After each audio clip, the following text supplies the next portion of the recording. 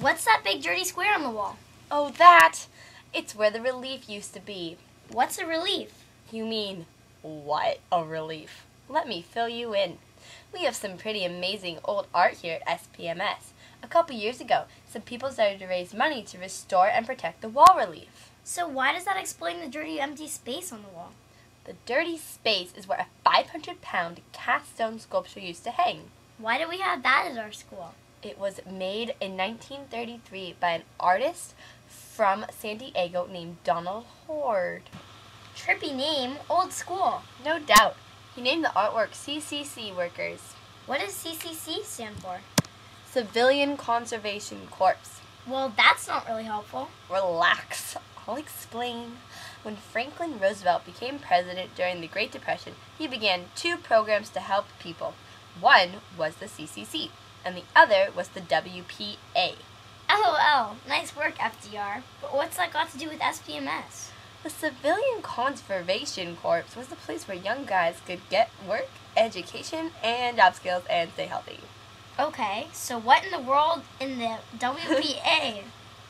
It stands for FDR's Work Projects Administration. Meaning? Roosevelt wanted to pay artists to make art for public places, like post offices and schools. Great idea. How did he come up with that?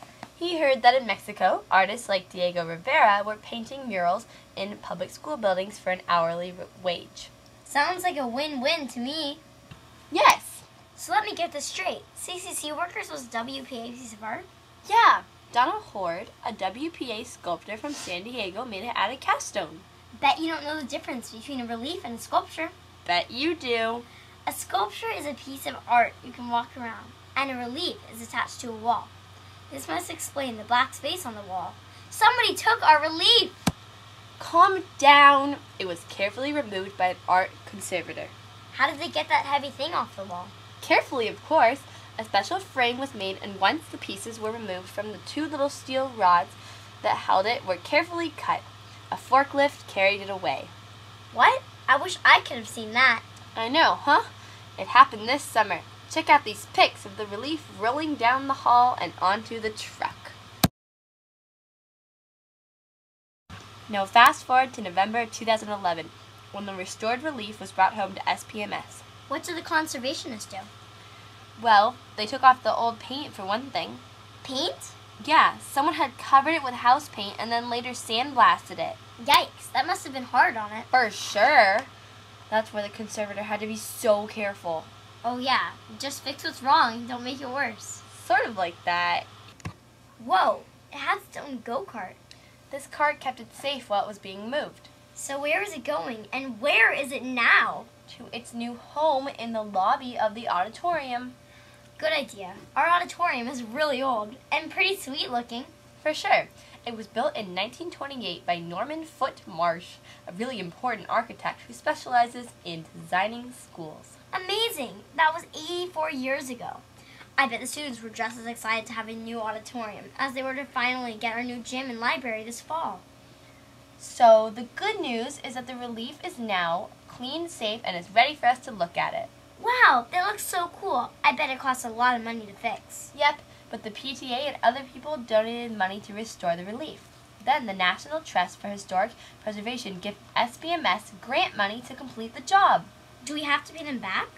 No, it was a gift. How great is that? Look, some guys are wrestling. And there are some cooks watching.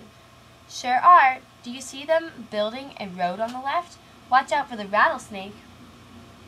When you look carefully, you see all kinds of men were helped by the CCC.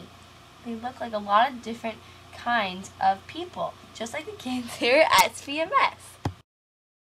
Look, the conservator signed the wall behind the relief. But what's the story of the other art around here? Thought you'd never ask. The Horde relief is just one of the great pieces of art here in the auditorium. I've seen that big painting over the stage in the auditorium. That's the Madonna of the Covered Wagon, and it was painted in 1928 by Lucille Lloyd.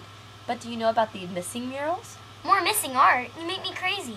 A Cali artist named Millard Sheets painted 3 murals in 1932 called The Farm, the Harbor, and the City.